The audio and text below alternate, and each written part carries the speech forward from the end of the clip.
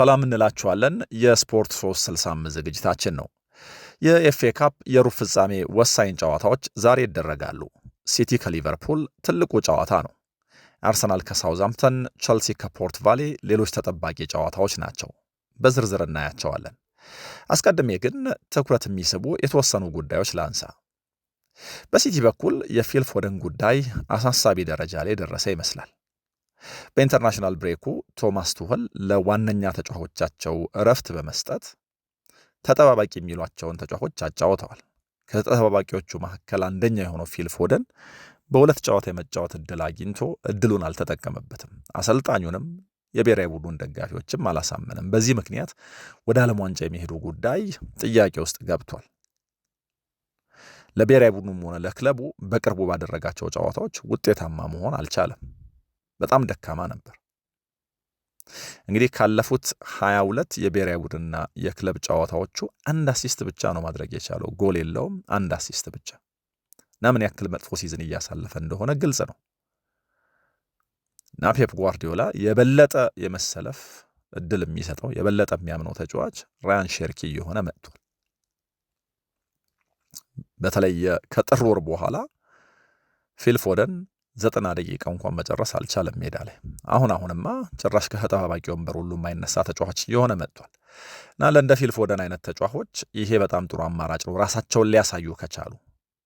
ከብሔራዊ ቡድኑ ዲስአፖይንትመንት እንደገና ደግሞ በዚህ ውድድር ዘመን ካሳዩት ደካማ ፐርፎርመንስ ነቅቶ የዓለም ዋንጫ ተስፋቸውን ለማለምለም ለክለባቸውም የሆነ ነገር ማበርከት እንደሚችሉ ለማሳየት ይሄ ትልቅ እድል ነው።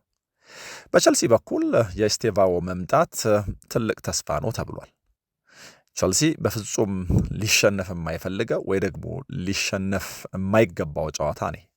ምክንያቱም ሪያሊስቲክ የሆነ ዋንጫ ሊያነሳ የሚችልበት እድል ኤፍኤ ካፑ ስለሆነ በዚህ የውድድር ዘመን በሻምፒየንስ ሊጉ በድምር ውጤት 8-2 በፓሪስ ሳን ዠርማ ተሸንፎ ተሰናብቷል። ይሄ ደጋፊውን አንገት ያስደፋ ነበር። ከሽንፈቱ በላይ የተሸነፉበት ማነር፣ ከዛ በኋላ ደግሞ የቅርቡ የኤቨርተን ሽንፈት አሰልጣኙም ላይ ጫና ያበረታ ነበር እና ሰሞንኛው የኩኩሬያ የኤንዞ ፈርናንዴዝ ምናምን አስተያየት ደግሞ ክለብ ውስጥ የተለየ መራበሽ፣ አለመረጋጋት ፈጥሯል። ኤንዞ ፈርናንዴዝ ይህን የኤፍኤ ካፕ ጨዋታ ጨምሮ ከሲቲ ጋር የሚደረገውን ጨዋታ ተቀጥቷል። ግን ደግሞ በዚህ መካከል ደጋፊው ምናልባት ፈገግ ካለ በስቴቫ ዊሊያን መመለስ ነው። ብራዚላዊው ገና 18 ዓመቱ ነው። ግን ደግሞ እንደው ቸልሲ ውስጥ ያለውን ኔጌቲቭ ሙድ የመቀየር አቅም አለው ተብሎ ይታመናል። ከኳስ ጋር ያለው ምቾት፣ ፍጥነቱና አለመገመቱ ምናልባት ለዚህ የቸልሲ ቡድን በመጨረሻዎቹ ጥቂት ጨዋታዎች የሆነ ነገር ካመጣ በሚል ተስፋ ተደርጎበታልና የኤስቴቫኦ መምጣት በቸልሲ በኩል ሊነሳ የሚገባው ጉዳይ ነው። ከአርሰናል ጋር ተያይዞ ሚኬል አርቴታ ኬፓ አሪዛባላጋን በግብ ጠባቂነት የሚጠቀም ከሆነ ግብ ጠባቂው በካራባኦ ካፕ ፍጻሜ የሰራውን ስህተት ለማረምና ለደጋፊው አስተማማኝ ግብ ጠባቂ መሆኑን ለማረጋገጥ እድል ያገኛል። እንግዲህ ወደ አርሰናል ከመጣ በኋላ ኃላፊነቱ ምን እንደሆነ ግልጽ ነው። ዴቪድ ራያን ማሳረፍ እንደዚህ ባሉ የካፕ ጨዋታዎች ወይ ደግሞ ዴቪድ ራያ ሲጎዳ አይነተኛ ግብ ጠባቂ ሆኖ የአርሰናል ግብ መጠበቅ ነው። ግን ደግሞ ዴቪድ ራያ ካልተጎዳ የተለየ ችግር ካልገጠመው በስተቀር በመደዳ ሁለት ጨዋታዎች የማድረግ ነገር ለኬፓ አሪዛባላጋ ብዙ የተለመደ ወይ ደግሞ ብዙ የሚጠበቅ አይደለም። አሁን ግን እዚህ የካፕ ጨዋታ ላይ ሚኬል አርቴታ ግብ ጠባቂውን አምኖ የሚያጫውተው ከሆነ በመደዳ ሁለት ጨዋታዎች ያደርጋል ማለት ነው። የሲቲው ጨዋታ ቀን የጨዋታውን መልክ የቀየረ፣ በእርግጥ ሲቲ ዶሚኔት አድርጓል። አርሰናልን በጣም በብዙ ፑሽ እያደረገ ነበር። ግን ደግሞ የግብ ጠባቂው ስህተት እንደዛ ባለ መንገድ ባይኖር ኖሮ ለአንዳንዶች ጎሉ ይዘገይ ይሆናል እንጂ መምጣቱ አይቀርም ሲቲ እየፈጠረ ከነበረው ጫና በኋላ። ለሌሎች ደግሞ እንደዚህ ያለ ስህተት ባይሰራ ኖሮ ቡድኑ የማገገም እድል ይኖረው ነበረ።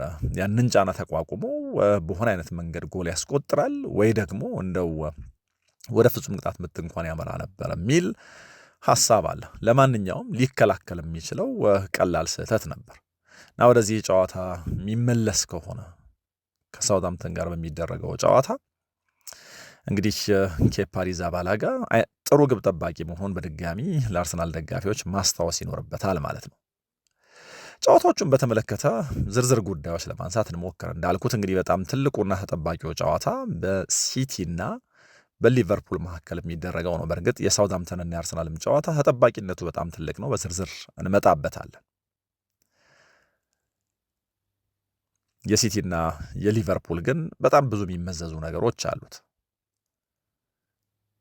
የአርኔ ስሎት መጨረሻ፣ የአርኔ ስሎት የቆይታ ጉዳይ ምናልባት ከዚህ በኋላ በሚያደርጓቸው ጨዋታዎች ሊወሰኑ ይችላሉ ተብሎ ይታሰባል። በእርግጥ ክለቡን የሚያስተዳድሩት ሰዎች፣ በየደረጃው ያሉ ኃላፊዎች ለአርኔ ስሎት ድጋፋቸውን ገልጸዋል እና በቀጣይ ውድድር ዘመንም የሊቨርፑል አሰልጣኝ ሆነው ይቀጥላሉ የሚል ማረጋገጫ በተለያዩ አጋጣሚዎች ሲሰጡ ሰምተናል። ግን ሊቨርፑል እንዴት ነው የሚጨርሰው የሚለው የአርኔ ስሎትን ቆይታ የሚወስን ግን ይመስላል። እንግዲህ በ16 ቀናት ውስጥ 5 ጨዋታዎች ያደርጋሉ። እነዚህ 5 ጨዋታዎች ደግሞ በጣም በጣም ወሳኝ ናቸው ለሊቨርፑል። እንዴት ባለ መንገድ ነው እነዚህን ጨዋታዎች የሚያስተዳድሩት? ከነዚህ ጨዋታዎች የሚገኘው ውጤትስ ምን ይመስላል የሚለው በጣም አስፈላጊ ነው። እንግዲህ አርኔ ስሎት ይቆያል። አርኔ ስሎት በቀጣይ ውድድር ዘመን የሊቨርፑል አሰልጣኝ እንደሆነ ይጸናል የሚለው ሐሳብ በትልቁ ከሊቨርፑል የሥራ ኃላፊዎች ቢነገር ቢሰማም፣ ግን እነዚህ ጨዋታዎች የአርኔ ስሎትን ቆይታ የመወሰን አቅም አላቸው የሚለው ውሃ ያነሳል። የሊቨርፑል ደጋፊ በዚህ ውድድር ዘመን ትዕግስት አልባ ሆኗል። ምክንያቱም የአርኔ ስሎት ቡድን ኮንሲስተንት መሆን ስላልቻለ ከኢንተርናሽናል ብሬኩ በፊት በብራይተን የተሸነፉበት ጨዋታ የደጋፊውን ትዕግስት የበለጠ ያሟጠጠ ነበር እና በዚህ ውድድር ዘመን የሊቨርፑል ተስፋ በኤፍኤ ካፕ ዋንጫ ማንሳት እና በሻምፒዮንስ ሊግ ረዥም ርቀት መሄድ ነው። ደጋፊው ይህንን በምን ያክል ልክ ያምናል? እንግዲህ ከሽንፈቶች በኋላ የምናየው የሊቨርፑል ደጋፊ ብዙ ቡድኑ ላይ እምነት እንደሌለው ይታያል። ወይ ደግሞ የኮንሲስተንሲ ኢሹ በጣም ትልቅ የደጋፊው ስጋት እንደሆነ ማየት እንችላለን እና እርግጠኛ መሆን ቡድኑ ላይ አልቻለም። በእርግጥ አርኔ ስሎትን በተመለከተ የሊቨርፑል ደጋፊዎች መሳሳት የለባቸውም ተብሎ የሚታሰበው አንደኛው ነገር ቀጣዩን ክሎፕ ማግኘት ቀላል አይደለም። ዩናይትድ ቀጣዩን ፈርጉሰን ለማግኘት በሚል በጣም ብዙ ርቀት ተጉዟል እና ቀጣዩን ፈርጉሰን ባለማግኘት እስካሁን ድረስ እንግዲህ እንዴት ሰፈር እንዳደረጉ፣ እንዴት አይነት አዘቅት ውስጥ እንደገቡ እናውቃለን። ሊቨርፑል ብዙ አሰልጣኝ መቀየር የሚወድ ቡድን አይደለም። በተለይ ደግሞ የፌንዌይ ስፖርትስ ግሩፕ መጀመሪያ አካባቢ ካልሆነ በስተቀረ በቅርቡ አሰልጣኞች ብዙ ሲያሰናብት አናውቀው። መጀመሪያ አካባቢ በጣም ሩድለስ ነበሩ፣ አሰልጣኞች ያሰናብቱ ነበር። እስከ ኤርገን ክሎፕ ድረስ አሰልጣኞች ሲመጡና ሲሄዱ አይተናል። ግን ደግሞ ከዛ በኋላ በጣም ስቴብል ነበሩ። አንደኛ ክሎፕ ለረዥም ጊዜ ቆይተዋል። ከዛ ደግሞ አሁን አርኔ ስሎት መጡ። አርኔ ስሎትን የማሰናበት ሀሳብ የለንም የሚሉት በጣም ብዙ ነገሮች ታሳቢ አድርገው ነው። በጥቅሉ ግን በታሪኩ ሊቨርፑል ብዙ አሰልጣኝ የማሰናበት ልማድ የለውም። በታሪኩ በአጠቃላይ ሊቨርፑል እንደ ክለብ 22 ቋሚ አሰልጣኝ ብቻ ነው ያለው። ቸልሲ ከ1993 በኋላ ባለው ጊዜ እንኳን ተመሳሳይ ቁጥር አለው። ስለዚህ ሊቨርፑል ብዙ አሰልጣኝ የሚያሰናብት ወይ ደግሞ ቶሎ ቶሎ የሚቀይር ቡድን አይደለም። ስለዚህ ከዚህ አንጻር አርኔ ስሎትን የመቀየር ሀሳብ የለውም ሲባል በደንብ ስሜት ይሰጠናል። ዩናይትድም ቢሆን ብዙ አሰልጣኝ የመቀየር ልማድ ያለው አልነበረም። በተለይ ደግሞ እስከ ፈርጉሰን ድረስ በነበረው ጊዜ፣ ከዛ በኋላ ደግሞ ለረዥም ዓመታት ፈርጉሰን የዩናይትድ አሰልጣኝ ሆነው ስለዘለቁ ፈርጌ የዩናይትድ አሰልጣኝ ሆነው ሲቀጠሩ 17ኛው ቋሚ አሰልጣኝ ሆነው ነበር የተሾሙት። ከፈርጉሰን በኋላ ባሉት 13 ዓመታት ግን ዩናይትድ 7 አሰልጣኞች ቀይሯል። ምን ያክል መረጋጋት እንዳልቻለ። ስለዚህ ለሊቨርፑል ደጋፊዎች ትልቁ መልእክት ቀጣዩን ክሎፕ ማግኘት ቀላል አይደለምና አርኔ ስሎትን ማስታመም አይሻልም ወይ ነው። እንግዲህ ትልቁ ከአርኔ ስሎት ጋር ተያይዞ ያለው ጥያቄ አንደኛ ቅድም እንዳልኩት የውድድር ዘመኑ እንዴት ነው የሚጨርሱት? ሊቨርፑል በሻምፒየንስ ሊግ የሚያሳትፈው ደረጃ ይዞ ባይጨርስስ? ከሻምፒየንስ ሊጉ ቢሰናበትስ? በኤፍኤ ካፕ ረዥም ርቀት መሄድ ሳይችል ቀርቶ ባዶ እጁን ቢጨርስስ? አርኔ ስሎትን ማቆየት ስሜት ይሰጣል ወይ? ደጋፊው ከወዲሁ ለሁለት ተከፍሏል። ግን ደግሞ ቀጣዩን አሰልጣኝ፣ ቀጣዩን ክሎፕ፣ ቀጣዩን ፈርጉሰን ማግኘት በጣም በብዙ መንገድ ቀላል አይደለም። አንዳንድ ጊዜ በመታገስ ውስጥ ነገሮች መስተካከል ይችላሉ። በመታገስ ውስጥ የተሻለ ነገር ማምጣት ይቻላል። ይህንን የሊቨርፑል የኋላ ታሪክ ውስጥ ሄዶ በደንብ ማየት ይቻላል። 1980ዎች ውስጥ የቦብ ፔስሌ ቡድን 81 ከ42 የሊግ ጨዋታዎች 17ቱን ብቻ አሸንፎ ነበር። ግን ደግሞ የዩሮፒያን ካፕ እና የሊግ ካፕ አንስቶ ደብል ሰራ። ኬኒ ዳግሊሽ በተመሳሳይ መንገድ የተጫዋች አሰልጣኝ ሆኖ የሊጉንና የኤፍኤ ካፑን ደብል መስራት ቻለ እና ከዛ ከአንድ ዓመት በኋላ ሊቨርፑል ምንም ዋንጫ ሳያገኝ የውድድር ዘመኑን ጨረሰ። 11 ጨዋታዎች ተሸንፎ ማለት ነው። እንግዲህ በዚህ የውድድር ዘመን 10 የተሸነፈው በዚህ የውድድር ዘመን በአርኔ ስሎት ስር ከተሸነፈው በአንድ የበለጠ። ስለዚህ የታይትል ዲፌንሱ ያልተዋጣ ነበር ማለት ነው። ከዛ በኋላ ግን በቀጣይ የውድድር ዘመን ተመሳሳይ የሊቨርፑል ተጫዋቾች በታሪክ ምርጥ የሚባለውን ቡድን ገነቡ። እንደዚህ ባለ መንገድ መታገስ ዋጋ ይከፍላል ብለው የሚያምኑ የሊቨርፑል ደጋፊዎች ቢኖሩ ይህንን ታሪክ ማጣቀስ ይችላሉ። ግን ደግሞ ትልቁ ፈተና ቅድም እንዳልኩት ሊቨርፑል የቱ ጋር ይጨርሳል የሚለው ብቻ ሳይሆን ገበያ ላይ ያሉት አሰልጣኞች ጉዳይ ነው። ለምሳሌ ከሊቨርፑል ጋር የተለየ ቁርኝት ያለው ሻፊ አሎንሶ አለ። ሻፊ አሎንሶ ከሊቨርፑል ጋር ስኬታማ የሚባል ጊዜ ያሳለፈ፣ የሆነ ቀን ሊቨርፑል እንደሚያሰለጥን የሊቨርፑል ደጋፊዎች እርግጠኛ የሆኑለት ተጫዋች ነው። አሰልጣኝ ነው። የጊዜ ጉዳይ እንጂ የሆነ ቀን የሊቨርፑል አሰልጣኝ የመሆኑ ጉዳይ አይቀርም። እና አርኔ ስሎት መጥፎ ከጨረሱ ገበያው ላይ ስላለ ዣቪ አሎንሶ ወደ ሊቨርፑል እንዲመጣ ማሰብ የአንዳንዶቹን ደጋፊዎች ሀሳብ ከወዲሁ ከፍሏል። እና ይሄ ለአርኔ ስሎት ምናልባት ስራውን ከባድ ሊያደርግባቸው ይችላል። ስለዚህ የሚያደርጓቸውን ጨዋታዎች የማሸነፍ ግዴታ ውስጥ ይገባሉ። እንዳልኳችሁ ቅድም በ16 ቀናት ውስጥ ከዛሬ የሚጀምሩ ከኤፍኤ ካፑ የሲቲ ጨዋታ ጀምሮ 5 ጨዋታዎች ያደርጋሉ። በክሎፕና በደጋፊው መካከል የተለየ ስሜት ትስስር እንደነበረ እናውቃለን። በአርኔ ስሎትና በደጋፊው መካከል ይሄ ስሜት ትስስር በክሎፕ ልክ የለም እና አሁን ነገሮች የተሸረሸሩ መጥተዋል። 2 እንግዲህ የሩብ ፍጻሜ ጨዋታዎችን ባክ ቱ ባክ ያደርጋሉ። በኤፍኤ ካፑ ከሲቲ ጋር፣ በሻምፒየንስ ሊጉ ደግሞ ከፓሪስ ሳን ዠርማን ጋር እና ከነዚህ ጨዋታዎች የሚያገኙት ውጤት የሊቨርፑልን ደጋፊ ከማረጋጋትም እንደገና ደግሞ ከማሳመጽም አንጻር በጣም ትልቅ ትርጉም ይኖረዋል። በጣም ደካማ የሚባል የታይትል ዲፌንስ ነው በዚህ የውድድር ዘመን ያደረጉት። በጣም ብዙ ውጣ ውረዶች ነበሯቸው። የሞሐመድ ሳላህ የመውጣት ጉዳይ በእርግጥ አሁን የመውጣቱ ጉዳይ ከመነሳቱ በፊት ከቡድኑ ውጭ የተደረገበት መንገድ፣ የሰጠው አስተያየት፣ አርኔ ስሎት በራሳቸው የተናገሩት ንግግር እሳቸው ከዚህ የኤፍኤ ካፕ የሩብ ፍጻሜ ጨዋታ ፊት ሲናገሩ ወደ ኋላ ተመልሼ ባልላቸው ብዬ የማስባቸው አንዳንድ ነገሮች አሉ። ከሳላህ ጋር የተያዘውንም ነገር በተወሰነ መልኩ ነክተውታል። ይሄ ከክለቡ ደጋፊ ጋር እንደው ይሄ በጥሩ መንገድ አላዋሃደኝም ወይ ደግሞ ከክለቡ ደጋፊ ጋር በተወሰነ መልኩ አቃቅሮኛል ብለው የሚያስቧቸው አንዳንድ ውሳኔዎቻቸው ወይ ደግሞ አንዳንድ ንግግሮቻቸውና ተግባራቶቻቸው እንዳሉ ተናግረዋል።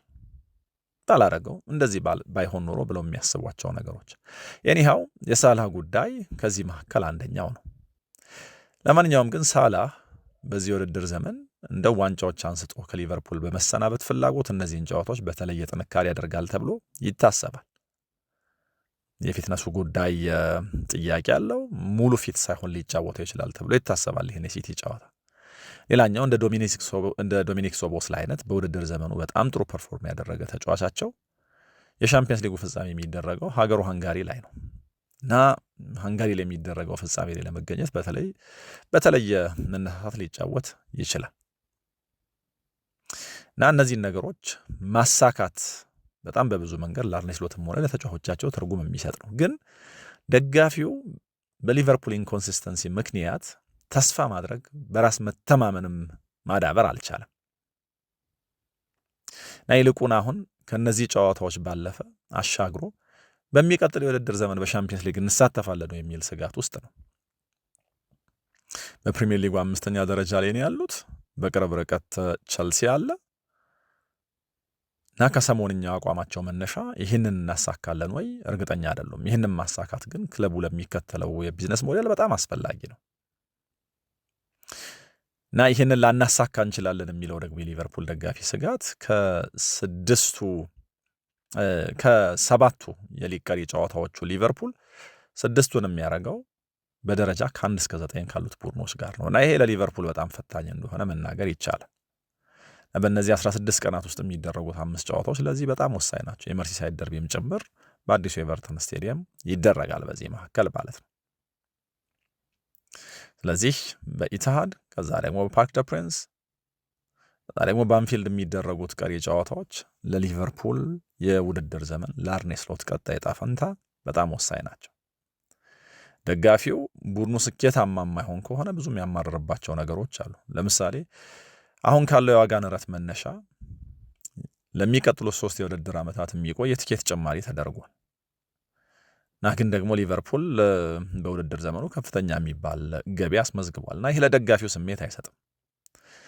ውጤታማ ሳይሆን የትኬት ዋጋ እየተጨመረባቸው ከሆነ ደጋፊው ሌላ የሚያምጽበት የሚቆጣበት ሌላ ምክንያት ይሆነዋል ማለት ነው እና ደጋፊው ግራ ከተጋባባቸው ነገሮች መካከል በዚህ መሃል ጋላታሳራይና አንፊልድ ላይ እንደዛ በሆነ ኢንቴንሲቲ እንደዛ ባለ የጨዋታ ብልጫ 4-0 ያሸነፈው ቡድን ከዛ በኋላ ደግሞ ከብራይተን ጋር ሲጫወት ደካማ የመሆኑ ጉዳይ ነው። በእርግጥ አርኔ ስሎት ለዚህ ኤክስኪዩዝ አላቸው። እንደዛ አይነት የሃይ ኢንቴንሲቲ ጨዋታ ካደረጉ ከ2 ቀን በኋላ የሚደረግ ጨዋታ ፈታኝ ሊሆን እንደሚችል ተናግሯል። ውሸት አይደለም። ጉዳቶች አሉባቸው፣ ግን ደግሞ ይህን እንዲያስተዳድሩ ደጋፊው ይጠብቅባቸዋል። በሳምንቱ 3 ጨዋታ የመጫወትን ነገር መላመድ አለባቸው። የ10 የሊግ ጨዋታን የተሸነፉት የቡድኑ የአካል ብቃት ጉዳይ አነጋጋሪ ነው። ያገኛቸውን እድሎች ያለመጠቀም ጉዳይ ሌላ ነው። አንዳንድ ጊዜ ደግሞ ዲስኦርጋናይዝድ ሆኖ የመታየቱ ጉዳይ ሌላ ነገር ነው። ከወልቭስ ጋር አድርገው የተሸነፉበት ጨዋታ በጣም አነጋጋሪ ነበር። ከቶትናም ጋር አንፊልድ ላይ የተጫወቱበትና ቶትናምን በጣም አሪፍ ቡድን ያስመሰሉበት ጨዋታ ልክ እንደዚሁ። ስለዚህ ለጊዜው አሰልጣኙ እንደው ፖዚሽን ወይ ደግሞ ስራቸውን በተመለከተ ያለው ነገር እንደው በጣም ያጣብቂ ነው እንኳን ባይባል ወይ ደግሞ አሰልጣኙን ለማሰናበት ሊቨርፑል እየተዘጋጀ እንኳን ባይሆን በውድድር ዘመኑ መጨረሻ ነገሮች አለማሳካት ግን ከአርኔ ስሎት ጋር ያላቸውን ሪሌሽንሺፕ አያሻክረውም ብሎ መናገር አያስችልም። የክለቡ ባለቤቶች ትክክለኛውን የአርኔ ስሎት መልክ ያየ ነው ባለፈው የውድድር ዘመን ነው ብለው ያስባሉ። እና ባለፈው የውድድር ዘመን ደግሞ ያሸነፈ አሰልጣኝ ቢያንስ የሆነ ነገር ማድረግ እንዲችል ከወደቀበት እንዲነሳ ተጨማሪ እድል ያስፈልገዋል ብለው ያስባሉ። ሳላህ በጣም ደካማ ነበር። አሌክሲስ ማካሊስተር ቡድን ውስጥ መኖሩ እስካይታወቅ ድረስ በጣም መጥፎ ሲዝን ያሳለፈው። የተጎዱባቸው ተጫዋቾች አሉ እና ደግሞ በክረምቱ የገዟቸውን ተጫዋቾች ከማዋሃድ አንጻር የተፈጠረው የጉዳትም የመላመድም ችግር ከግምት ይገባል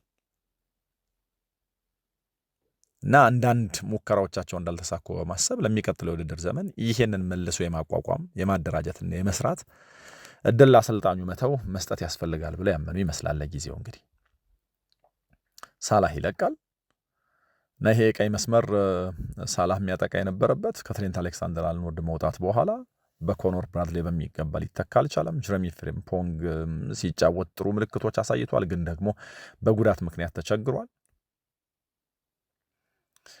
ስለዚህ በዚህ ምክንያት ሊቨርፑል እንደ ቡድን አሰልጣኙም ደግሞ በኃላፊነታቸው ከሚገባቸው በታች ነው ፐርፎርም ያደረጉት። የአርኔ ስሎት ዋነኛ ሀሳብ ጨዋታዎችን መቆጣጠር ነው፣ ብዙ ኳስ የሚይዝ ቡድን መሆን ነው።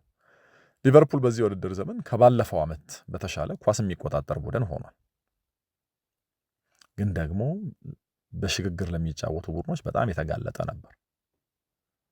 እዚህ አርኔ ስሎት የሚሉት ለሚቀጥለው የውድድር ዘመን ይህንን ታሳቢ አድርገን የተሻለ ውህደት ፈጥረን የምናባክናቸውን ኳሶች በሚገባ ወደ ጎል ለመቀየር ተግተን ሴት ፒስ ችግራችን ነበር፣ እሱን አስተካክለን እንመጣለን ነው የሚሉት። ይሄ ይሆናሉ እናያለን። ምክንያቱም 450 ሚሊዮን ፓውንድ እና ከዛ በላይ ያወጣ ቡድን እና ደግሞ በሊጉ እንግዲህ የሊቨርፑልን ያክል ደሞዝ የሚከፍል የለም። ከፍተኛ ደሞዝ ከፋይ ቡድን ሊቨርፑል ነው። በእርግጥ አርኔ ስሎት ያወጡትን ወጪ በተመለከተ እንደሚሉት እኔ ከመጣው በኋላ ደግሞ ላይ ከ300 ሚሊዮን ፓውንድ በላይ ሽጠናል ይላሉ። ለምሳሌ የወጣውን ገንዘብ በዛ ልክ አታጋኑት ለማለት። የሆነ ሆኖ ግን ቡድናቸው በጣም ከፍተኛ ገንዘብ ስላወጣ ኤክስፔክት ይደረግበታል። በእርግጥ እድለኛ ያልሆኑባቸው ነገሮች አሉ። ለምሳሌ በቬርትስ በኢዛክ ምናምን አማካይነት የሆነ አይነት ጥምረት መፍጠር አልተቻለም። 241 ሚሊዮን ፓውንድ ነው ለኢዛክና ለፍሎሪያን ቬርትስ ብቻ የወጣው። ግን ደግሞ በአጠቃላይ ሜዳ ላይ የተገኙት በሁሉም ውድድሮች 436 ደቂቃዎች ብቻ ናቸው። ስለዚህ የእነዚህ ተጫዋቾች ሜዳ ላይ መገኘት የሚቀይረው ነገር ይኖራል ብለው ያስባሉ። አሌክዛንደር ኢዛክ ወደ ልምምድ ተመልሷል። የወጣበትን ገንዘብ እንግዲህ በቀጣዮቹ የውድድር ዘመን የመጨረሻ ጨዋታዎች መክፈል ይጀምራል ብለው አምነውበታል። የተጫዋቹ መጥፎ አጀማመር ከፕሪሲዝን የሚጀምር ነው። የዝውውር ሂደቱ በጣም የተጓተተ ስለነበረ በቂ ልምምድ አላደረገም። ይሄ በደንብ ታሳቢ ነው። የሚፈለገውን ጥምረት እንግዲህ የጊዜ ሲሰጣቸው ግን ይፈጥሩታል ወይ እናያለን። ከደጋፊው ጋር ያላቸው ነገር ግን በጣም በቶሎ በውጤት መስተካከል አለበት፣ ምንም ጥርጥር የለው። እንግዲህ ከሰሞኑን በቦሩሲያ ዶርትሙንድ እና በሊቨርፑል የቀድሞ ተጫዋቾች ሌጀንዶች መካከል የተደረገ አንድ የቻሪቲ ጨዋታ ነበር በአንፊልድ። የዚህ ጨዋታ ትልቁ አትራክሽን የእርገን ክሎፕ መመለስ ነው እና በክሎፕ መምጣት ምክንያት 60,482 ደጋፊዎች ጨዋታውን ታድመውታል። ሊቨርፑል ለክለቡ ፋውንዴሽን ከ1 ሚሊዮን ፓውንድ በላይ እዚህ ጨዋታ ላይ መሰብሰብ ችሏል።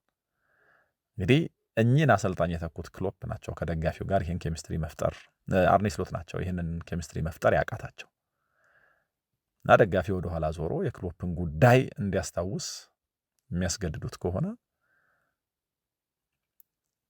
በሊቨርፑል ደጋፊ የሚታመን ስራ አልሰሩም ማለት ነው እና የውድድር ዘመኑ መጨረሻ እና አሁን የምንላቸው ጨዋታዎች ቆይታቸውን ይወስኑታል። ከሲቲ ጋር የሚያደርጉት ጨዋታ ላይ የማሸነፍ ቅድሚያ ግምቱ ይበልጥ ለሲቲ ነው የተሰጠው። በሁለቱ መካከል በኤፍኤ ካፕ እንግዲህ የሰባተኛው ግንኙነት ነው። ካለፉት 19 የኤፍኤ ካፕ የሩብ ፍጻሜ ጨዋታዎቻቸው በ17ቱ አሸንፈዋል ሊቨርፑሎች። ከተሸነፉባቸው የመጨረሻ ጨዋታዎች ግን አንደኛው 2023-24 በሲቲ የተሸነፉበት ነው። የጓርዲዮላ ቡድን ጓርዲዮላ ራሱ እንዳሰልጣኝ ወደ ዌምብሌ ከሊግ ካፑ ከካራባኦ ካፑ የፍጻሜ ድል በኋላ በድጋሚ ወደ ዌምብሌ የመመለሻ አማራጭ አግኝቷል ሊቨርፑልን የሚያሸንፍ ከሆነ እና በጣም የሚስብ ጨዋታ ነው። ባለፉት ዓመታት በክሎፕና በጓርዲዮላ ይሄ በእንግሊዝ ሁሉም ላይ የሚፈልገው ራይቫለሪ ነበር። አሁን ነገሮች እንደዛ አይነት መልክ የላቸውም፣ ግን ለሁለቱም በጣም በጣም ወሳኝ ጨዋታ ነው። ሁለቱ ቡድኖች በሊጉ የካቲት ወር ላይ አንፊልድ ላይ ሲገናኙ የዚህ የውድድር ዘመን የዋንጫ ፉክክር ላይ በጣም ትልቅ ተርኒንግ ፖይንት ይመስል ነበር። ሊቨርፑል ጨዋታውን በሶቦስ ላይ የቅጣት ምት ጎል መራ። ከዛ በኋላ ግን ሲቲ ከኋላ ተነስቶ ጨዋታውን 2-1 አሸነፈ። በጣም ድራማ ቀን ነበር እና በጥቅሉ የውድድር ዘመኑን የሚቀይር የውድድር ዘመኑን የሚቃኝ ወይ የውድድር ዘመኑን አቅጣጫ የሚጠቁም ጨዋታ ይመስል ነበር። ግን ሲቲ ይህንን በሚገባ አልተጠቀመበትም። ይህንን በማድረግ ግን የውድድር ዘመኑን ሁለተኛው ዋንጫ ለማንሳት የሆነ እርምጃ ይራመዳል ወይ እናያለን። ከሲቲ የሚለየው ሊቨርፑል እንግዲህ የሻምፒየንስ ሊግ ወሳኝ ጨዋታ አለው ከፓሪስ ሳን ዠርማን ጋር። በዚህ ምክንያት እንዴት ባለ መንገድ ነው ተጫዋቾቹን የሚያሰልፈው፣ ማንን ነው የሚመርጠው፣ ለአርኔ ስሎት በጣም ትልቅ የራስ ምታት ነው። እንዴት ባለ መንገድ ጨዋታውን አፕሮች ያደርጉታል እናያለን። እንግዲህ በኤፍኤ ካፕ ባክ ቱ ባክ በተከታታይ ጨዋታዎች ከ1967-68 ከ1969-70 በኋላ ተሰናብቶ አያውቁ እንደ ክለብ ሊቨርፑሎች። ስለዚህ ለሁለተኛ ተከታታይ ጊዜ ላለመሰናበት ይህንን የሲቲ ጨዋታ ማሸነፍ ይኖርባቸዋል። እንዳልኩት እንግዲህ ዋንጫ ሊያነሱ የሚችሉበት በጣም ሪያሊስቲክ እድል ይሄ ነው አንዱ። የሲቲ ግን በጣም የሚያስደንቅ ነው። ለስምንተኛ ተከታታይ ጊዜ ነው እንግዲህ ወደ ግማሽ ፍጻሜ ለማለፍ የሚጫወተው። 7 ተከታታይ የግማሽ ፍጻሜ ጨዋታዎች አድርገዋል እና ይሄ በኤፍኤ ካፕ በራሱ ሪከርድ ነው። በኤፍኤ ካፕ ሜዳቸው ላይ ያደረጓቸውን የመጨረሻ 17 ጨዋታዎች ሁሉ አሸንፈዋል። ይህንን ጨዋታ የሚያሸንፉ ከሆነ ከሊቨርፑል ጋር የሚደረገውን በጣም የሚያስደንቅ ሪከርድ ነው የሚይዙት ማንቸስተር ሲቲዎች። በሜዳቸው ረዥም የኤፍኤ ካፕ ያለመሸነፍ ጉዞ የመጀመሪያው ቡድን ያደርገዋል ማንቸስተር ሲቲ። ከዚህ ቀደም ታህሳስ 1873 እስከ 1881 የካቲት ወር ድረስ ክላፓሃም ሮቨርስ የሚባል ቡድን ነው እንግዲህ ሰምተነው እንኳን የምናውቅ አይመስለኝም። ረዥም ያለመሸነፍ ጉዞ ሜዳው ላይ ያደረገው 17 ጨዋታ። እንግዲህ ሲቲ ይህንን የሚያሸንፍ ከሆነ ከ1873 እስከ 1881 የነበረን ሪከርድ ያሻሽላል ማለት ነው። ይህ በጣም የሚገርም ነው። ሲቲ እንግዲህ ይህንን ዋንጫ 7 ጊዜ አሸንፏል። ሊቨርፑል 8 ጊዜ አሸንፏል። ከሲቲ 7 ዋንጫዎች 2ቱ በጓርዲዮላ ስር በ2019 እና 23 የተገኙ ናቸው። የ2023ቱ ያው 3 ዋንጫ ያነሱበት የሶስትዮሽ ክብር ያሳኩበት ስለነበረ የዛ አንድ አካል ነው። ሊቨርፑል ለመጨረሻ ጊዜ ኤፍኤ ካፑን ያሸነፈው 2022 ነው፣ ቸልሲን በፔናልቲ ያሸንፈው ማለት ነው። እና በጣም የሚጠበቅ ጨዋታ ነው። መሐመድ ሳላህ ሲቲ ላይ ማስቆጠር ይቀነዋል። ባለፉት 3 የኤፍኤ ካፕ ጨዋታዎቹም ጎል አስቆጥሯል። ይህ 2023-24 ዩናይትድ ሊያስቆጠረውንም ጨምሮ ማለት ነው።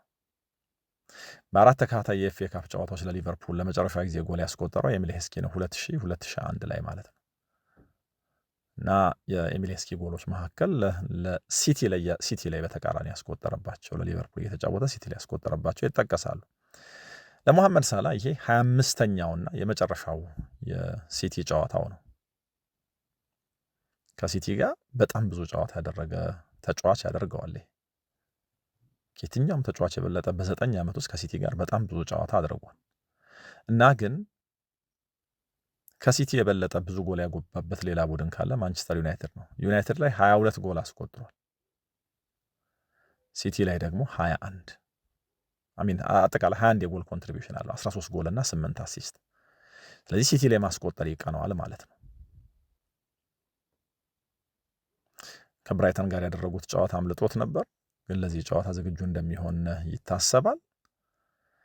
ሃላንድም ወደ አንፊልድ መጥቶ ጎል ማስቆጠር አይሳካለት እንጂ በሲቲ በኩል ኢታር ላይ ሲጫወት ሊቨርፑል ላይ ጎል ያስቆጥራል። ባለፉት 3 ተከታታይ የሜዳ ላይ ጨዋታዎቻቸው በሁሉም ውድድሮች ሊቨርፑል ላይ ጎል አስቆጥሯል። እንግዲህ በተከታታይ ሊቨርፑል ላይ ጎል በማስቆጠር ምናልባት ሌላ ታሪክ ያላቸው ተጫዋቾች ክሪስ ሁተን ከ1994 እስከ 1996 ባለው ጊዜ 4፣ ሰርጂዮ አግዌሮ ከ2013 እስከ 17 ባለው ጊዜ 5 ነው። ስለዚህ ሃላንድ አንድ ተጨማሪ ጎል የሚያስቆጥር ከሆነ የክሪስ ሁተንን ክብረ ወሰን መጋራት ይችላል ማለት ነው። በዚህ ውድድር ዘመን የፔፕ ጓርዲዮላ ማንቸስተር ሲቲ የሊግ ደብል ሰርቶበታል ነው። በሁለቱም የሊግ ጨዋታዎች አሸንፎታል። የሶስተኛ ጨዋታ የሚያሸንፈው ከሆነ ከ1937 በኋላ እንግዲህ ለመጀመሪያ ጊዜ ይሆናል ማለት ነው። ያኔ በእርግጥ 4 አሸንፈዋቸዋል። በመደዳ እንግዲህ ሊቨርፑልን 3 ጨዋታ በአንድ የውድድር ዘመን ያሸነፈ የመጨረሻ ቡድን 2015-16 ዌስትሃም ነው እና በዚህ ምክንያት እነዚህ ጨዋታዎች በጣም ይጠበቃሉ። በሲቲ በኩል ቅድም ያልኳቸው የፎደን ጉዳይ አለ። ከዛ ውጭ የሮድሪንም ጉዳይ በተመለከተ ፔፕ ጓርዲዮላ አስተያየት ሰጥቷል። እንግዲህ ሮድሪ 29 ዓመቱ ነው። በሪያል ማድሪድ ይፈለጋል። ማድሪድ ውስጥ ነው የተወለደው። የሆነ ቀን ለማድሪድ የመጫወት ፍላጎት እንዳለው ይታወቃል። በእርግጥ አትሌቲኮ ማድሪድ ውስጥ ነበረ እና ትልልቆቹ ሲጠይቁ እምቢ ማለት ከባድ ነው የሚል አስተያየት ሰጥቶ መነጋገሪያ ሆኗል። እና ፔፕ ጓርዲዮላ የኔም የሲቲ የስራ ኃላፊዎችም ሀሳብ ወይ ደግሞ እምነትም ጭምር ሮድሪ ተጨማሪ ኮንትራት ፈርሞ እዚሁ ሲቲ ውስጥ ይቆያል የሚል ነው። ያ ካልሆነና ካልፈለገ ግን መንገዱ ላይ አንቆምም የሚል አስተያየት ሰጥቷል። ሌላኛውና ወሳኝ ከሚባሉት ጨዋታዎች መካከል አንዱ በአርሰናልና በሳውዝሃምፕተን መካከል የሚደረገው ነው። ለአርሰናል በድጋሚ ወደ ዌምብሌ ለመመለስና በካራባኦ ካፕ በሲቲ የደረሰበትን ሽንፈት ለመርሳት የውድድር ዘመኑንም ለማሳመር ይሄ በጣም ጥሩ አጋጣሚ ነው። የሚገጥመው ደግሞ የሻምፒዮንሺፑን ቡድን ሳውዝሃምፕተን ነው። በእርግጥ ሳውዝሃምፕተን በጣም ጥሩ ፎርም ላይ ነው ያለው፣ ግን ደግሞ የማሸነፍ ቅድሚያ ግምቱ የሚሰጠው የፕሪሚየር ሊጉን ለሚመራው በሻምፒየንስ ሊጉን በጣም ግሩም ጉዞ ላደረገው አርሰናል ነው። ከፕሪሚየር ሊጉ ውጭ ካሉ ቡድኖች ጋር ያደረጋቸውን የኤፍኤ ካፕ ውድድሮች ከ48 አጋጣሚዎች በ45ቱ አሸንፏል አርሰናል። ሳውዝሃምፕተን ደግሞ እንደው በደረጃው ወይ ደግሞ ከሚጫወትበት ሊግ በላይ ከሚጫወቱ ቡድኖች ጋር ያደረጋቸውን የመጨረሻ 5 የኤፍኤ ካፕ ጨዋታዎች ሁሉ ሉዝ አድርጓል። ለአርሰናል ሚኬል አርቴታ ያንን የሲቲ ሽንፈት የምንረሳበት ወይ ደግሞ ያንን እንደ መነሳሻ የምንጠቀምበት ጥሩ አጋጣሚ ነው ብሏል።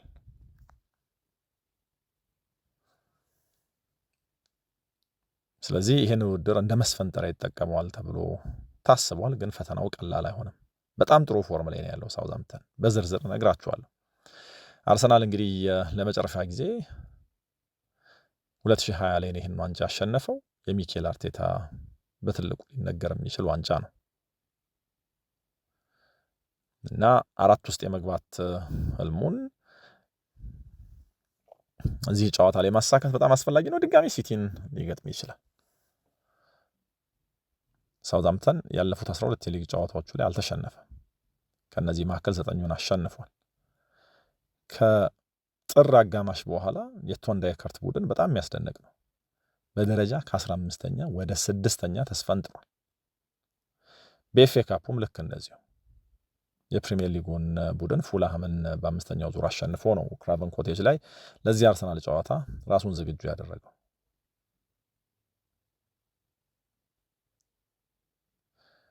በጣም ጥሩ ፎርም ላይ ሆነው መምጣታቸው ጨዋታውን ከባድ ሊያደርገው ይችላል። ግን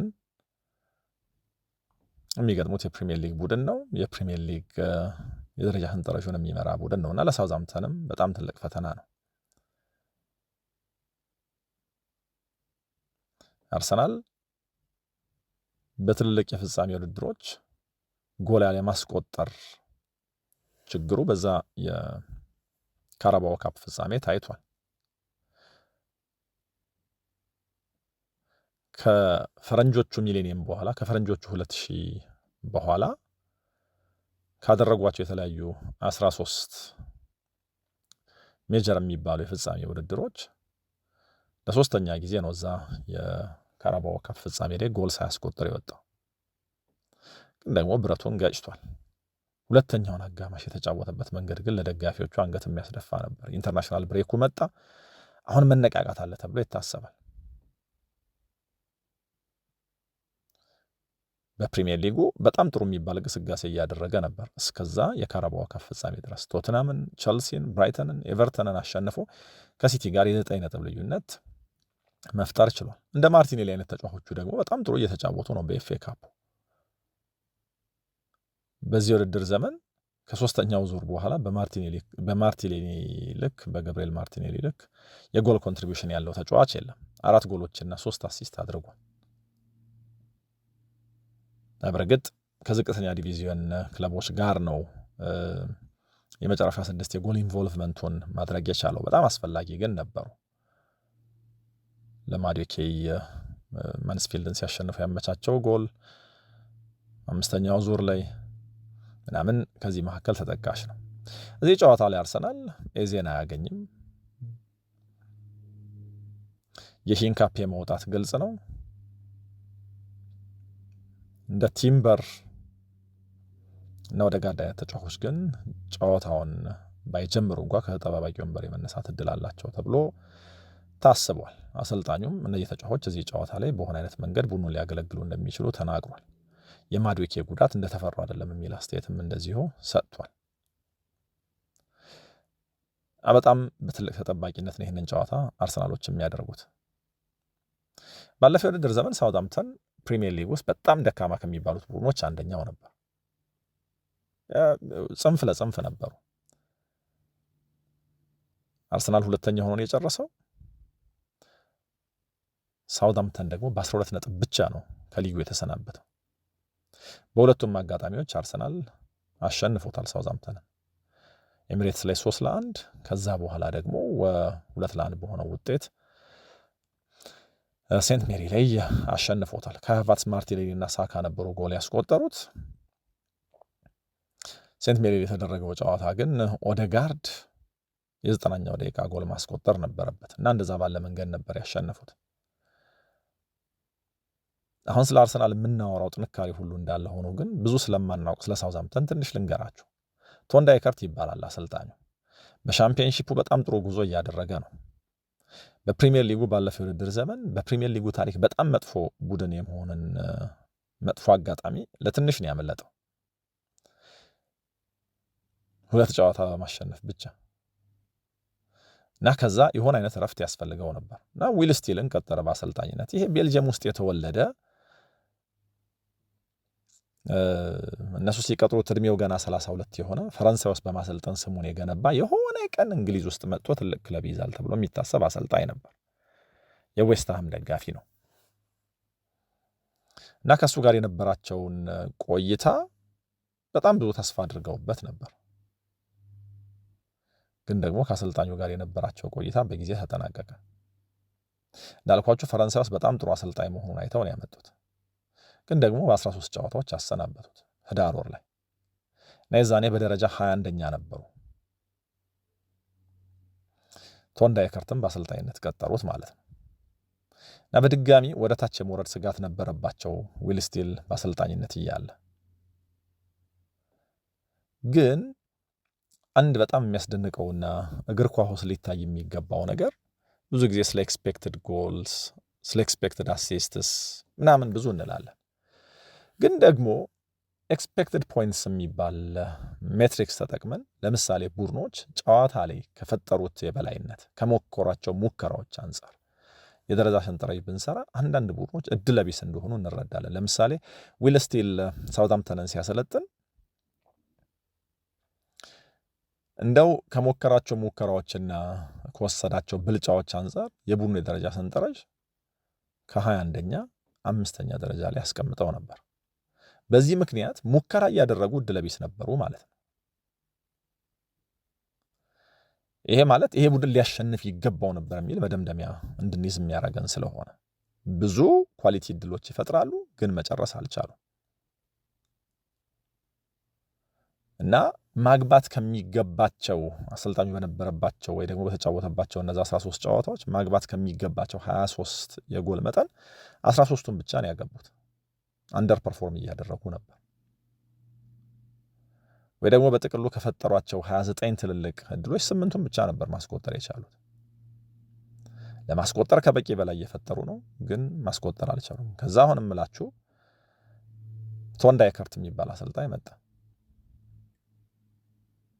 አሁን ከ5 ወራት በኋላ በደረጃው 6ኛ ናቸው።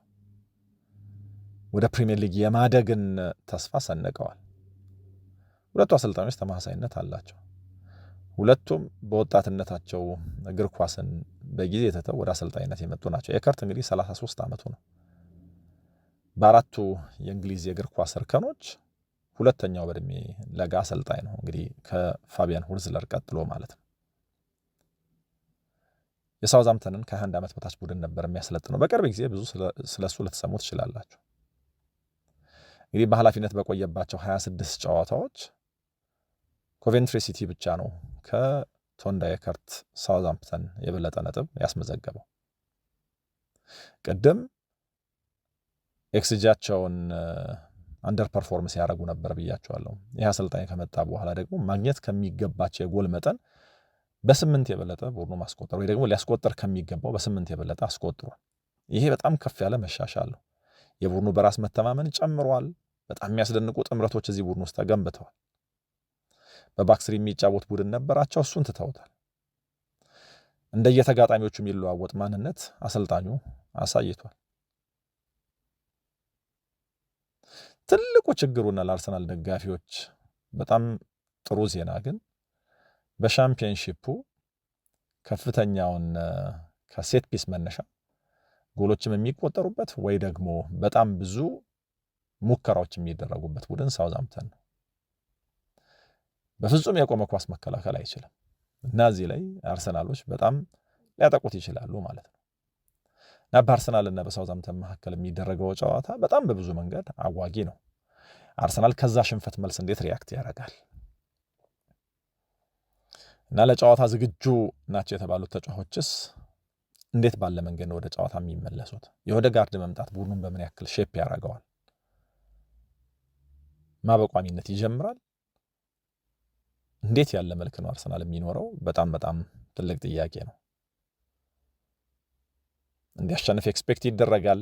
ምንም እንኳ ሳውዛምፕተን ጥሩ ፎርም ላይ ቢሆን፣ ምንም እንኳ በሜዳው ቢጫወት፣ ምንም አይነት ሰርፕራይዝ የማይፈልጉበት፣ ምንም አይነት ጥያቄ እንዲነሳ የማይፈልጉበት ጨዋታ ነው እና የአርሰናልን ሪያክሽን ደጋፊው አጥብቆ ማየት ይፈልጋል እና ሌላ በጣም ትልቅ ጨዋታ ነው። የመጨረሻው እንግዲህ ቸልሲ ከፖርት ቫሌ ጋር የሚያደርገውን ጨዋታ ነው የምናየው። አሰልጣኝ ሊያም ሮሴኒየር በጣም የበረታ ጫና ውስጥ እንዳለ ምንም ጥርጥር የለውም። ምክንያቱም ጨዋታዎችን እያሸነፈ ስላልሆነ በዚህ የውድድር ዘመን ዋንጫ ማንሳት የሚችል ከሆነ ዋንጫ የሚያነሳበት ብቸኛ አማራጭ ይሄ ነው። ደግሞ ወደ ቀጣዩ ዙር ለማለፍ እንግዲህ የፖርት ቫሌን ነው የሚገጥመው። ሊግ ዋን ውስጥ ነው የሚጫወተው። ቸልሲ በሊጉ 6ኛ ደረጃ ላይ ነው ያለው። በሻምፒየንስ ሊግ የተሸነፈበት መንገድ ቅድም እንዳልኳችሁ በጣም አንገት የሚያስደፋ ነው እና ይሄ ብቸኛ ዋንጫ የማንሳት አማራጩን ግን እንዲጠቀም ደጋፊው በጣም በጣም አጥብቆ ይመኛል። እንግዲህ ለ37ኛ ጊዜ ነው በኤፍኤ ካፑ የሩብ ፍጻሜ ተፋላሚ ሲሆን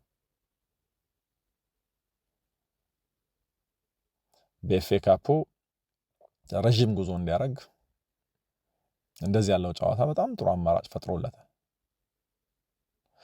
በቅርብ ጊዜያቶች የዝቅተኛ ዲቪዥን ክለብ ሲገጥሙ ደግሞ በጣም ጥሩ ሪከርድ ነው ያላቸው። በኤፍኤ ካፕ ከዝቅተኛ ዲቪዥን ክለቦች ጋር ከ2015-16 በኋላ ያደረጓቸውን ይህን መሰል 37 ጨዋታዎች ሁሉ አሸንፈዋል እና ለፖርት ቫሌ በጣም ከባድ ነው። እንግዲህ 3ኛ የእንግሊዝ እርከን ላይ ነው ሊጓን የሚገኘው። ስለዚህ 3ኛው ዲቪዥን ላይ ካለ ቡድን ጋር ነው ቸልሲ የሚጫወተው። እዚህ ጨዋታ ላይ በጣም በቀላሉ ጨዋታን እንዲያሸንፍ የቸልሲ ደጋፊዎች ኤክስፔክት ያደርጋሉ። በእርግጥ የሆነ አይነት የካፕሪ ሳምፖይንትመንት እንዳይመጣ የሚፈራ የሆነ አይነት ደጋፊ ይኖር ይሆናል። በታሪክ እንግዲህ ለማገላበጥ ስሞክር ለ15ኛ ጊዜ ነው እነዚህ ቡድኖች የሚገናኙት ከ1929 በኋላ። ግን በመሃል ብዙዎቻችሁ ስለ ፖርት ቫሌ ሰምታችሁ የምታውቁ ወይ ደግሞ ሰምተን የምናውቅ አይመስለኝም። ምክንያቱም ከእይታችን የጠፋ 3ኛው ዲቪዥን ላይ የሚጫወት ክለብ ስለሆነ። የዛሬ ተጋጣሚው በደረጃ ከዚህ ትንሽ ላቅ ያለ ቢሆን የቸልሲ ደጋፊ በጣም ብዙ ስጋት ውስጥ ይገባ ነበር። ባለፉት 8 የፉክክር ጨዋታዎቹ ቸልሲ በአማካይ 2.25 ጎል ይቆጠርበታል። በጣም የሚያስደነግጥ ነው። በእነዚህ 8 የፉክክር ጨዋታዎች በሁለቱ አሸንፎ በአንዳቸው ወጥቶ በ5 ጨዋታዎች ተሸንፏል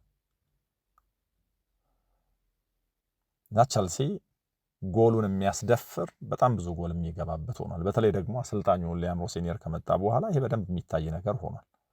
ምናልባት እንደ መልካም ነገር የሚነሳው ግን ቸልሲ ጎልም የሚያስቆጥር ቡድን ነው እና የሻምፒየንስ ሊግ ጨዋታዎች ላይ እንደው በሚገባው ልክ ወይ ደግሞ ጥሩ ፎርም ላይ በመገኘቱ ልክ ተጽዕኖ አይፍጠር እንጂ ጆአዎ ፔድሮ በኤፍኤ ካፕ ጨዋታዎች ጎል እያስቆጠረ ነው። ባለፉት 7 የኤፍኤ ካፕ ጨዋታዎቹ 7 ጎሎች አስቆጥሯል እና ይህንን ፎርም እንግዲህ ከፖርት ቫሌም ጋር እንዲደግመው ያው ደጋፊ ይመኛል። ኦብቪየስሊ ከቸልሲ ጋር ተያይዞ በጣም ብዙ ጥያቄዎች መነሳታቸውን ይቀጥላሉ። ቅድም እንዳልኩት የስቴፋው መመለስ በጣም ጥሩ ነገር ነው።